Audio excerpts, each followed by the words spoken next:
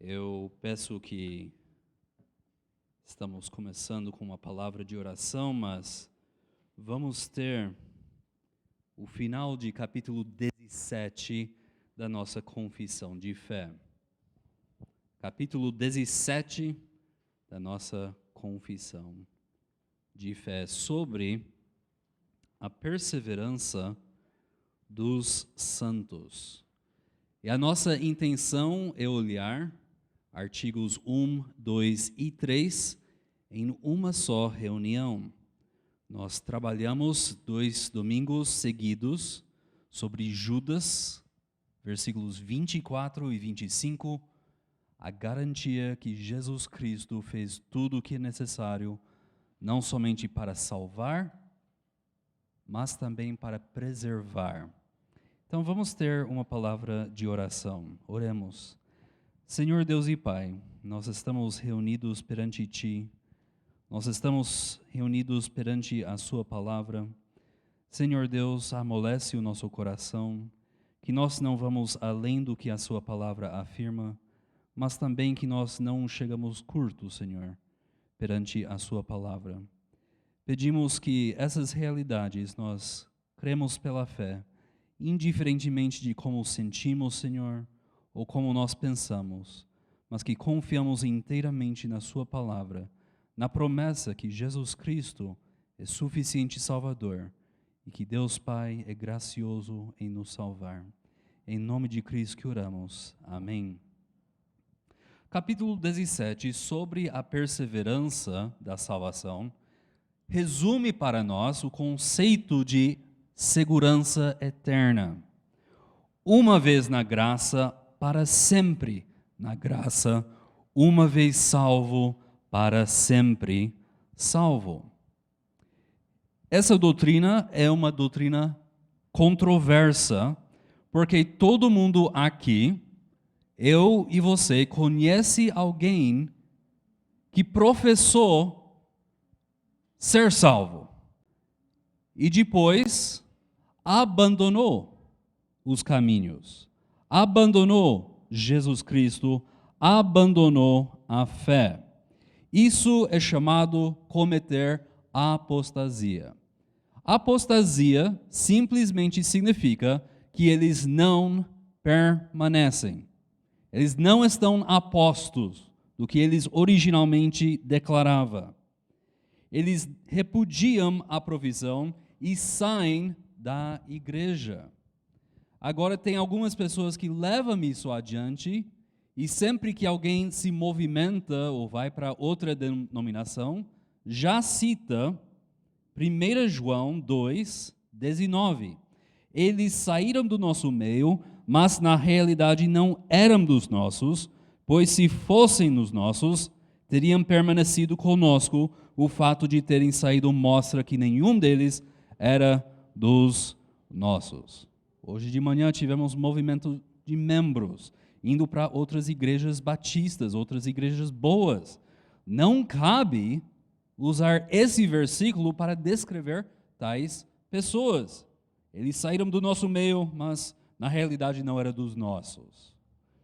Então, nós precisamos entender melhor esse conceito do que é apostasia e saber distinguir entre uma profissão de fé e a fé verdadeira.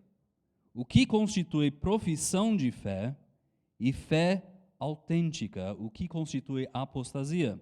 Olha, por favor, em Mateus capítulo 15, versículo 8, Cristo falando: este povo me honra com os lábios, mas o seu coração está longe de mim. Isso é alguém que é apóstata ou alguém que tem fé verdadeira?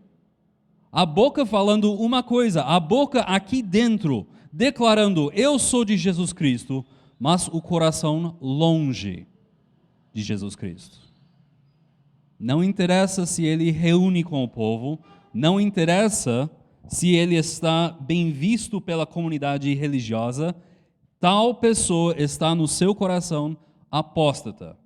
Já saiu do caminho, já está em outro lugar, não aceitam o senhorio de Cristo e é uma questão de tempo antes que isso venha a ser conhecido em geral. Em Lucas capítulo 8, considera este caso, versículos 11 até o versículo 14, este é o significado da parábola. A semente é a palavra de Deus. As que caíram à beira do caminho são os que ouvem, e então vem o diabo e tira a palavra dos seus corações, para que não creiam e não sejam salvos. As que caíram sobre as pedras são os que recebem a palavra com alegria quando a ouvem, mas não têm raiz. Creem durante algum tempo, nota essas palavras, creem durante algum tempo, mas desistem na hora da provação.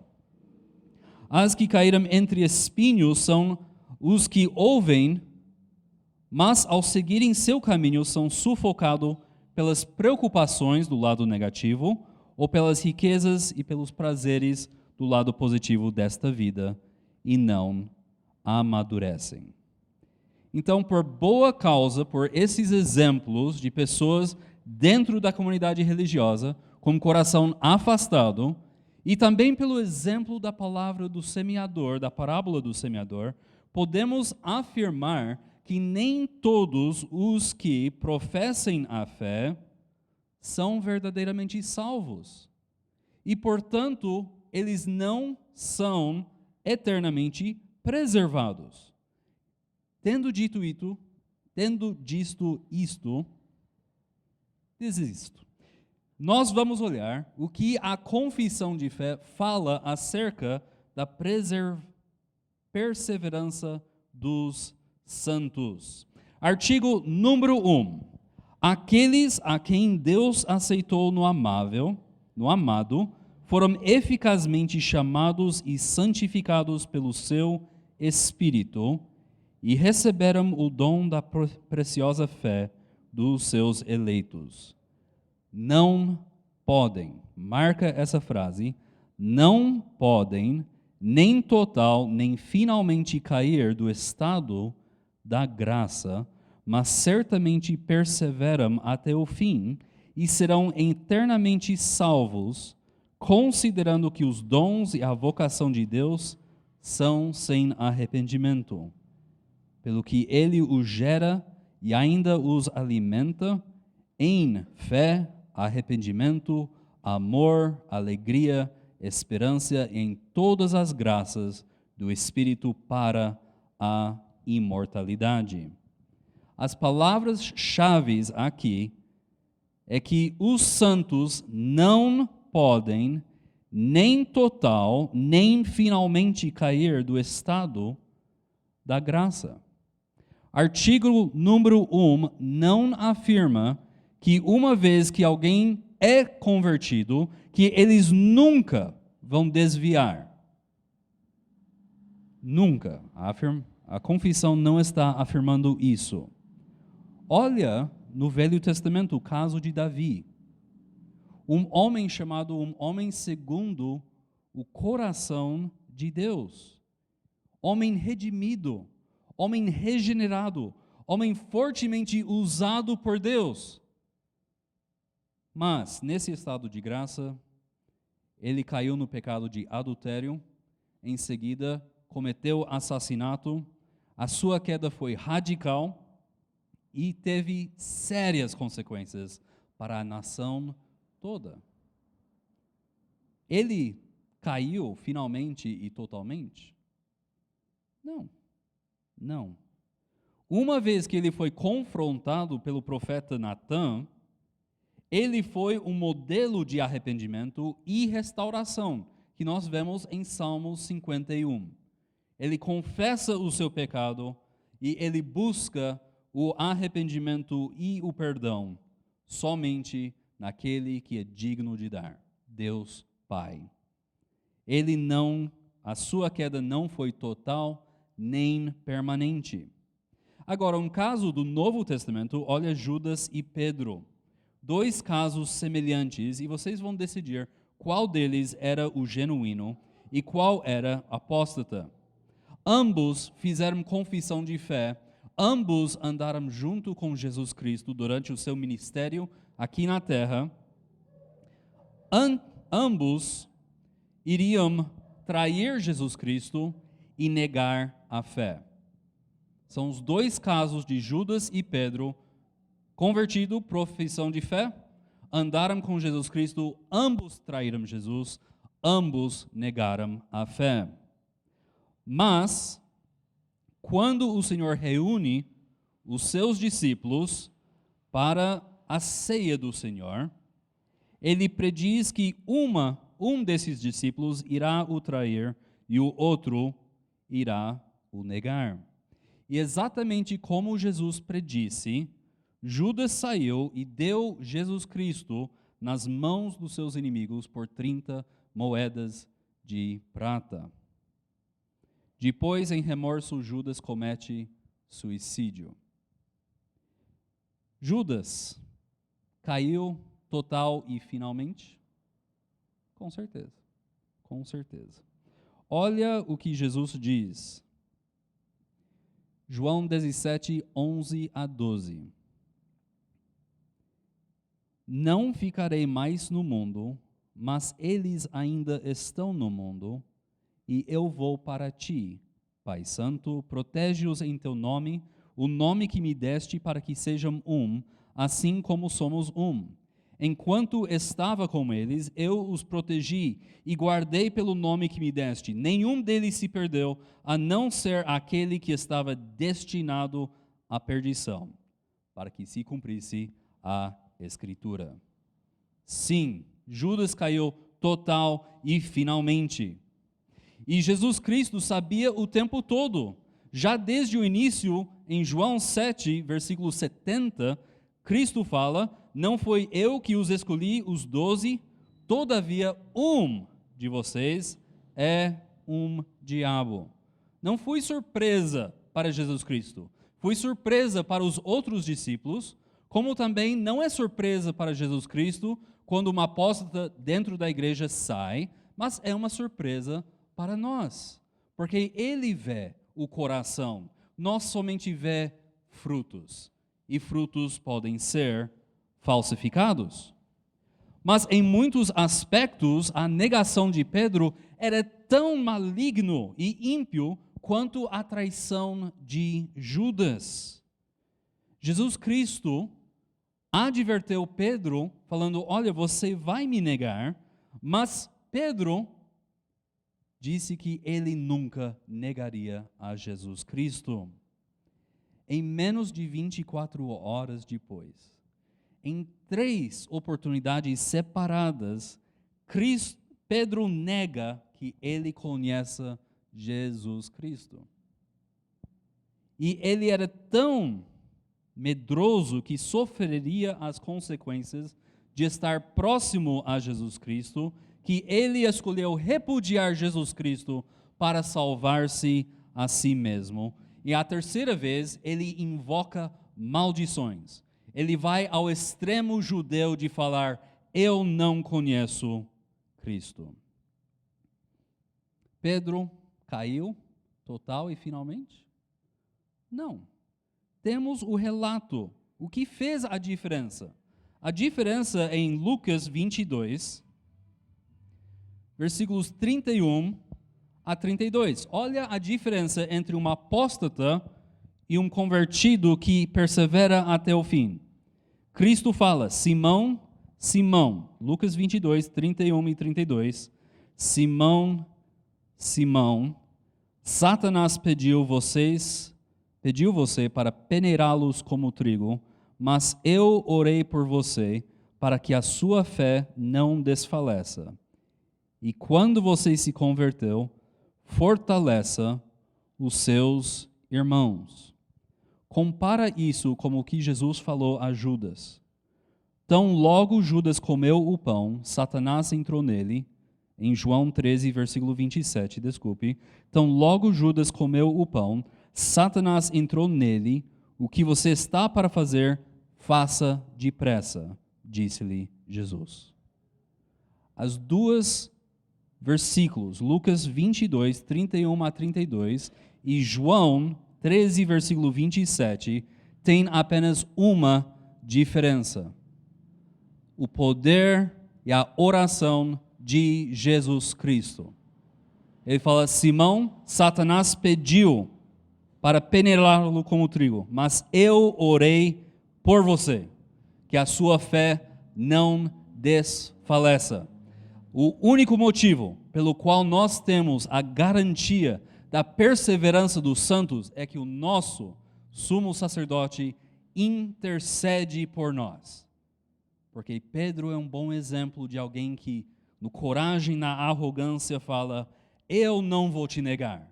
Pela minha própria força, eu não vou negar ao Senhor. Mas negou. E aqueles a quem Cristo não intercede estão destinados à perdição, para que cumpre a Escritura. Cada um de nós é capaz de pecado, de cair radicalmente, seriamente, e se deixado a nós mesmos, se fosse dado à igreja a responsabilidade de manter todos, nós iríamos cair finalmente e totalmente. Mas temos um sumo sacerdote e temos um Deus poderoso, e pela graça e poder de Deus somos preservados. Isso que estabelece artigo número 1. Tome o conforto de Jesus Cristo aqui em João 17, versículo 20. Minha oração não é apenas por eles.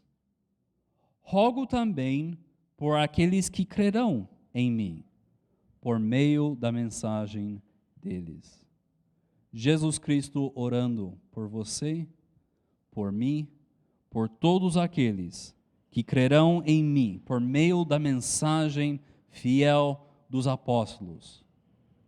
Vamos ler então e olhar os versículos de artigo número 1.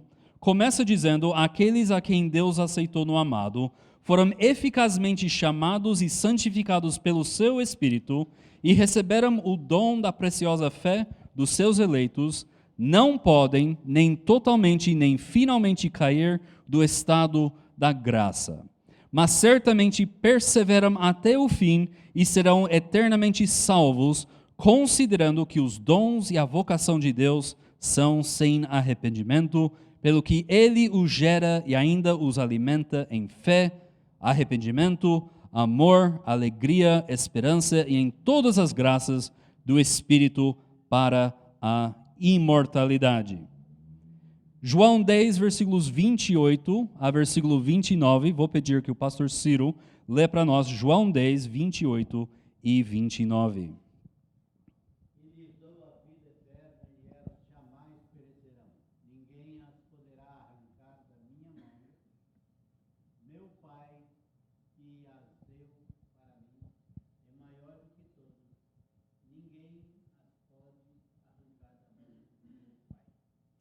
Filipenses 1, versículo 6. Eric, por favor.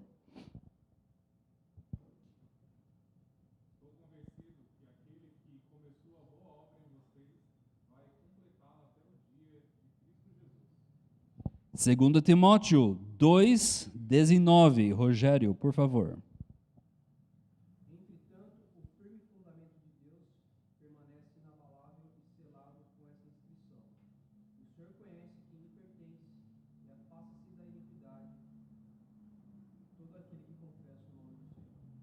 Primeira João 2, 19. Jales, por favor.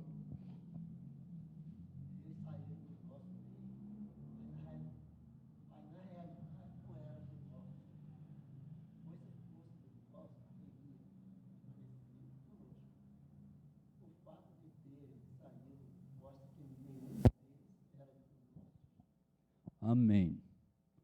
Se Deus salvou, salva até o fim. Se eles fazem uma profissão falsa, certeza irão cair. Prosseguindo, e apesar de muitas tempestades e inundações surgirem e combaterem contra eles, contudo, elas nunca poderão tirá-los dessa fundação e rocha, em que pela fé eles estão firmados, não obstante, por causa da incredulidade e das tentações de Satanás, a visão sensível da luz e do amor de Deus podem estar por um tempo nublado e obscurecida para eles. Confissão de fé está afirmando que a realidade da perseverança da salvação é contínua, mas o seu senso, o seu sentimento de segurança nessa salvação pode oscilar. Isso é o assunto do próximo capítulo, a segurança dos salvos. A realidade é fixa, mas nem sempre o sentimento acompanha a realidade. Então, está falando tentações, tempestades, inundações, tentações de Satanás, a visão sensível da luz e do amor de Deus podem estar por um tempo nublado, como hoje, obscurecido para os salvos. Mas isso não muda a realidade que Deus está segurando eles na salvação. Em Salmos 89, versículo 31 a 33, se violar os meus decretos e deixarem de obedecer aos meus mandamentos, com a vara castigarei o seu pecado, e a sua iniquidade com açoites. Mas não afastarei dele o meu amor, jamais desistirei da minha fidelidade. Não violarei a minha aliança, nem modificarei as promessas dos meus lábios. Podemos sim ser corrigidos. Correção não é agradável, mas Deus não muda. Deus não muda. É na imutabilidade de Deus que nós temos a segurança que perseveramos até o final. 1 Coríntios 11, versículos 32, quando, porém, somos julgados pelo Senhor, estamos sendo disciplinados para que não sejamos condenados com o mundo. É impossível que um cristão esteja feliz no seu pecado. Ele pode ser enganado, ele pode ir atrás, como no caso do rei Davi, o filho já tinha nascido quando ele confessou o seu pecado. Mas ele não pode continuar no pecado. Ele sempre responde à disciplina do seu Senhor, à correção de seu Pai. Continuando, mas ele ainda é o mesmo, e eles terão a certeza de estarem guardados pelo poder de Deus para a salvação, onde irão gozar de sua herança adquirida. Eles foram gravados na palma de suas mãos, e os seus nomes foram escritos no livro da vida desde toda a eternidade. Malaquias 3, versículo 6. Pastor João, por favor, leia para nós.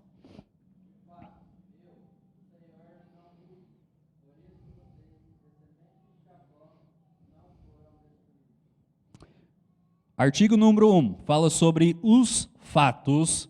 Artigo número 2 fala sobre os fundamentos.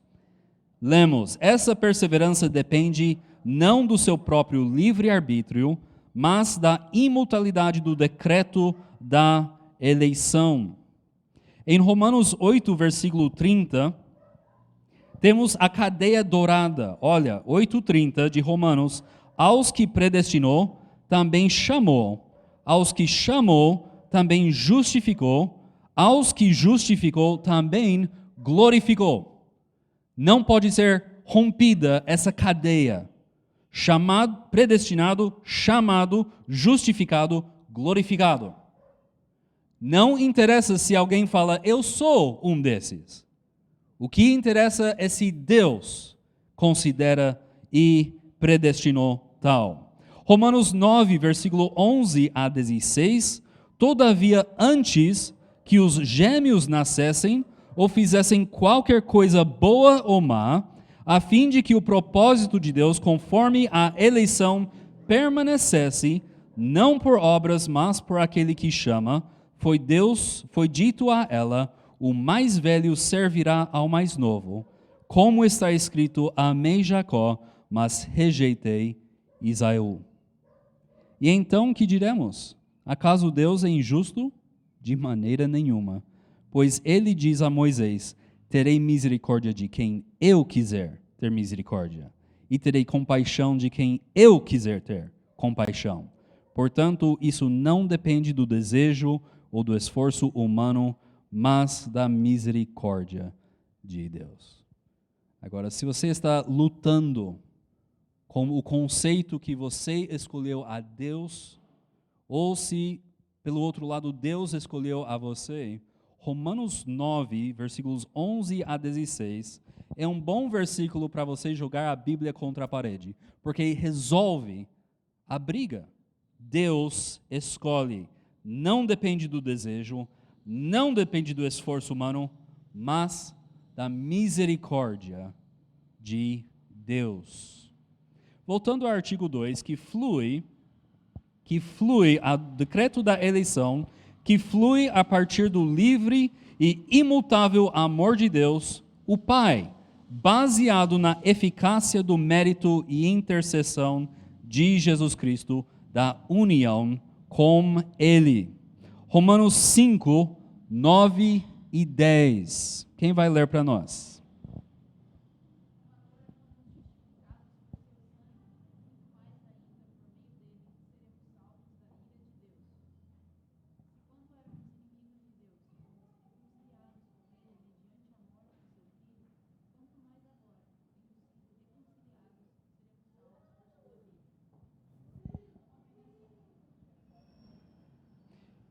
E também João 14, versículo 19.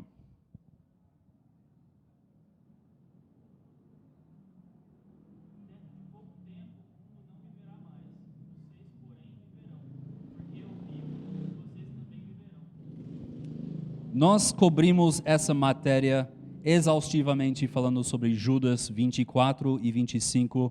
Se quiser rever esses vídeos, estão na videoteca com todos os outros aulas que estamos dando. E nós referimos essa matéria para você.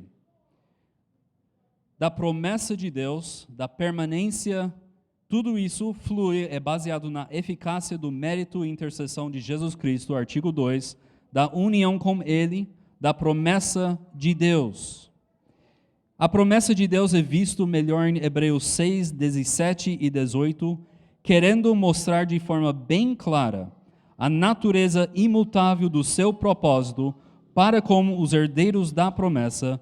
Deus o confirmou com juramento para que por meio de duas coisas imutáveis, nas quais é impossível que Deus minta, sejamos firmemente encorajados, nós, que nos refugiamos nele para tomar posse da esperança a nós proposta. A nossa perseverança é baseada no mérito de Jesus Cristo, na promessa de Deus, na permanência do seu Espírito, que é a semente de Deus dentro de nós.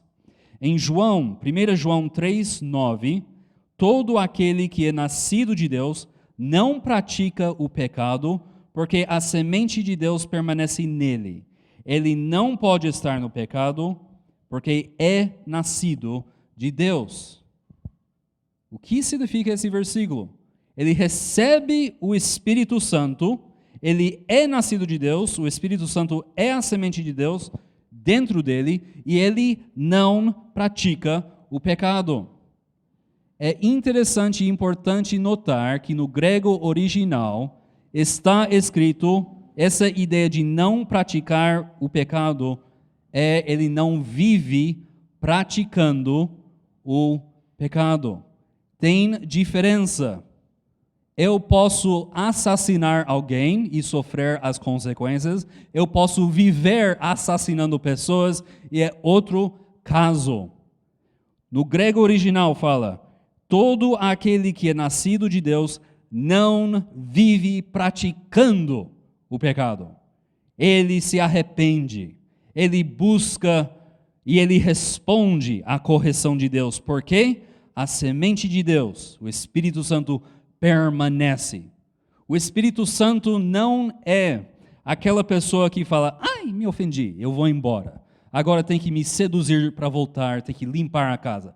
O Espírito Santo de Deus permanece nele. Ele não pode estar vivendo no pecado porque é nascido de Deus. Isso simplifica para nós. Alguém que é obstinante, alguém que não se arrepende perante a palavra de Deus, é fácil falar. Tal pessoa está equivocado quanto à sua declaração de fé.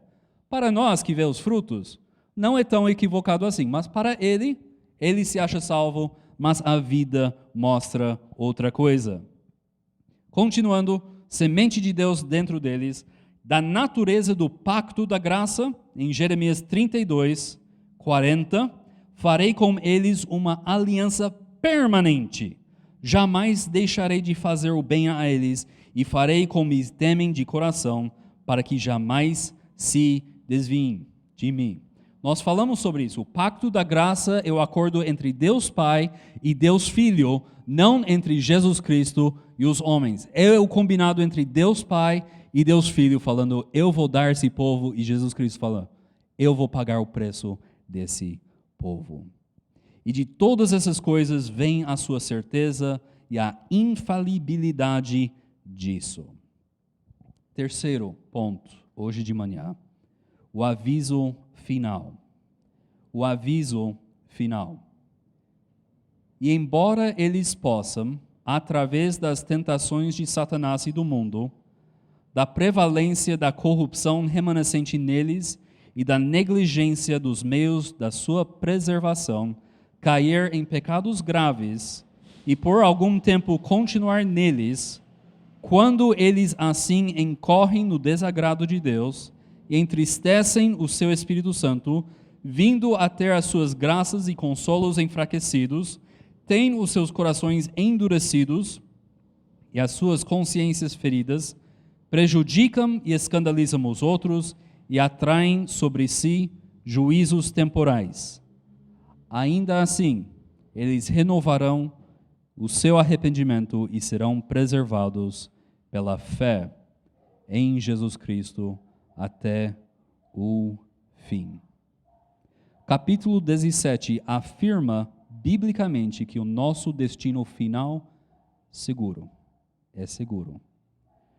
Mas a segurança do nosso destino final não quer dizer que somos magicamente incapazes de cometer falhas e pecados radicais e sérios no trâmite, na jornada até esse final seguro.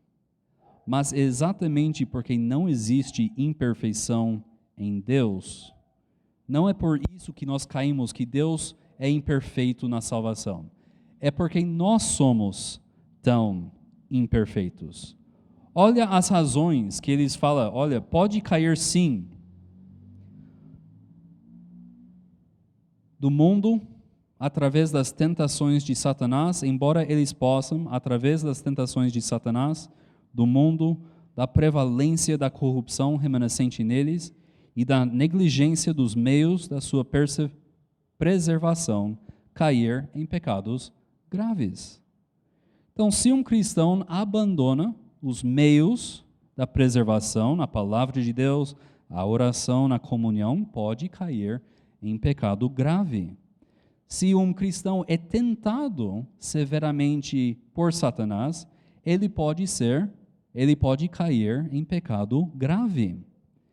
Se ele é tentado pelo mundo, as riquezas, os prazeres, ele pode cair em pecado grave. Aí você fala, então eu preciso me afastar do mundo, afastar de Satanás, gastar todo o meu tempo em oração e lendo a palavra de Deus. Nós tentamos isso.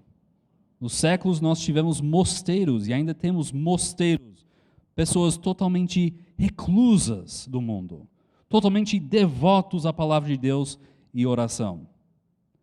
Mas a confissão vai um passo além. Da prevalência da corrupção remanescente neles. Então, por mais que eu me afasto de todos vocês pecadores e me dedico à palavra de Deus e oração, ainda tenho o meu pecado. que me acompanha no meu solidão e isolamento, que está sempre comigo, quando eu estou lendo a palavra de Deus e orando a Deus. Romanos 7 estabelece isso. Eu vejo nos meus membros outra lei, que é contra a lei de Deus. Então não pode fugir, mas pode correr a Jesus Cristo. Olha o caso de Pedro de novo em Lucas 22, 31 a 32. Simão, Simão, Satanás pediu vocês para peneirá-los como trigo, mas eu orei por você para que a sua fé não desfaleça. E quando você se converter, fortaleça os seus irmãos. Quando Cristo começa a falar Simão, Simão, ele está enfatizando a intimidade entre Jesus Cristo e esse traíra, Pedro. Ele está falando, você é meu íntimo. Você é meu Simão, meu Simãozinho. E Jesus fala, olha, Simão, por mais que você se acha forte, por mais que você é ousado, por mais que você é corajoso, por mais santo que você presume que você seja, você é alvo fácil para o diabo, o mundo, os seus próprios pecados, quando eles vêm. A nossa única segurança é no que Cristo Jesus fez, porque o mesmo aviso é para nós.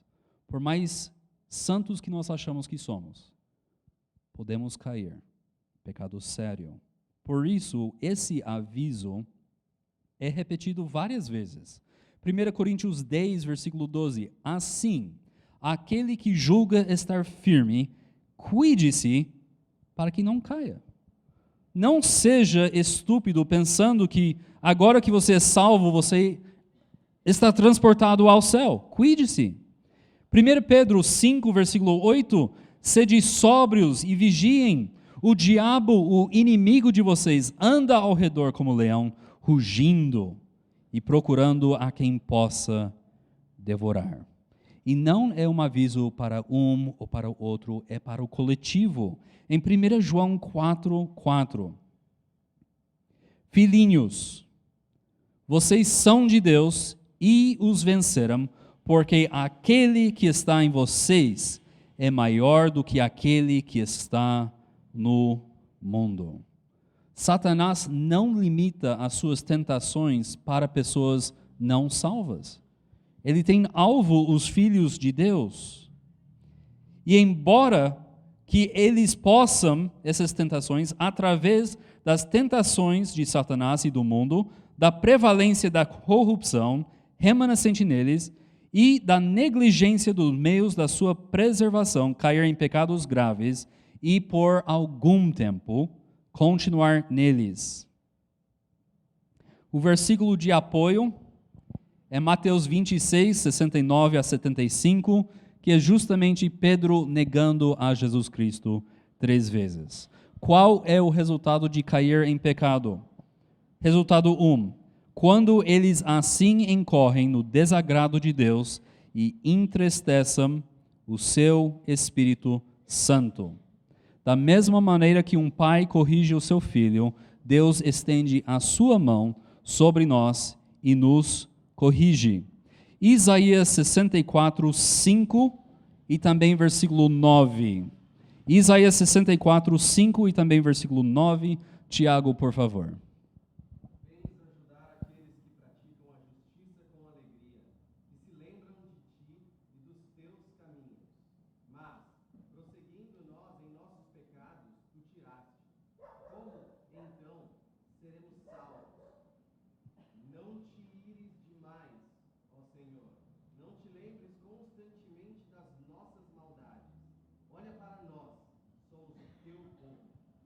E Efésios 4, versículo 30 diz, não entristeçam o Espírito Santo de Deus, como o qual vocês foram selados para o dia da redenção.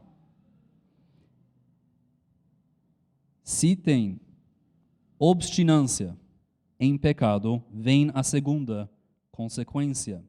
vindo a ter suas graças e consolos enfraquecidos.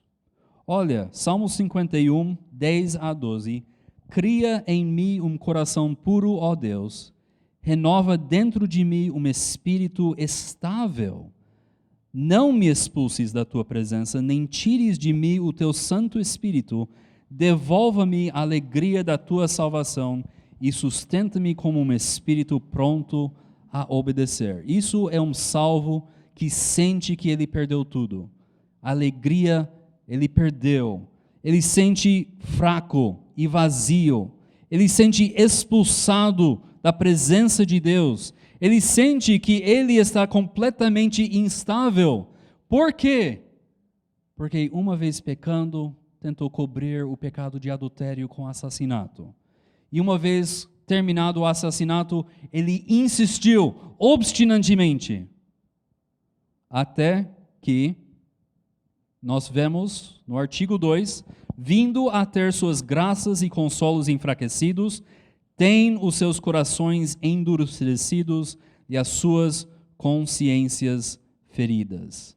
Tem os seus corações endurecidos e as suas consciências feridas. Salmos 32, 3 a 4. Por favor, pastor Ciro.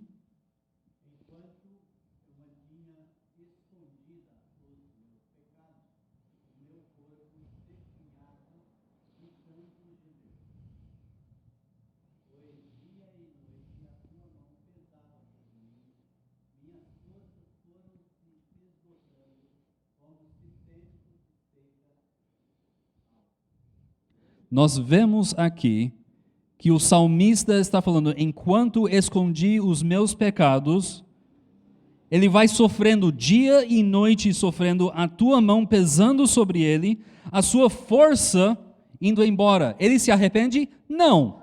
Ele obstina. Ele tem um coração endurecido e a sua consciência é ferido. Nós vemos alguns cristãos recém-convertidos com um coração sensível, desejoso a Deus, e ao longo dos tempos começa a perder isso, porque nunca foram discipulados. Pecado precisa ser confessado a Deus. Não é somente na salvação que tudo está resolvido, mas precisa ser diariamente examinado. Não deixa pecado acumular, não deixa o seu coração endurecer, não deixa a sua consciência se ferir. Qual o resultado final? Eles prejudicam e escandalizam os outros e atraem sobre si juízos temporais. Nós machucamos, nós ferimos, nós escandalizamos outros na fé e nós sofremos as consequências dos nossos pecados. Mas a boa notícia é que Deus não nos deixa nesse estado. Olha o final. Ainda assim, contra toda esperança, ainda assim, eles renovarão o seu arrependimento e serão preservados pela fé em Jesus Cristo até o fim. A marca de alguém que é apóstata do que um cristão genuíno é achado no arrependimento. Isso é a marca visível para nós, não para Deus. Deus já vê o coração. Mas é a única marca visível para nós que alguém é um verdadeiro salvo. Então, nós que estamos na fé por muito tempo, precisamos ter cuidado que nós mostramos à próxima geração que é a palavra de Deus que nos traz ao arrependimento. Tem muitos maduros na fé que mesmo assim tentam obstinar contra a palavra de Deus. Que não seja assim entre nós. Porque eles serão preservados pela fé em Jesus Cristo, porque aquele que veio nos resgatar da primeira vez continuará essa operação de resgate até ele nos traz ao aprisco, ao abrigo, ao céu, a nossa esperança futura. Para terminar, o conceito da preservação dos santos pressupõe uma coisa, que somente os salvos são prometidos a perseverança e a preservação. Deus promete guardar os seus. Somente aqueles que foram justificados em Jesus Cristo. Como nós podemos então saber que nós recebemos essa promessa da preservação de Deus? E essa pergunta é o que liga capítulo 17 ao capítulo 18 sobre a segurança da graça e da salvação, que é matéria com Tiago, domingo que vem, se Deus quiser. Tem mais alguma coisa? Vamos ficar em pé.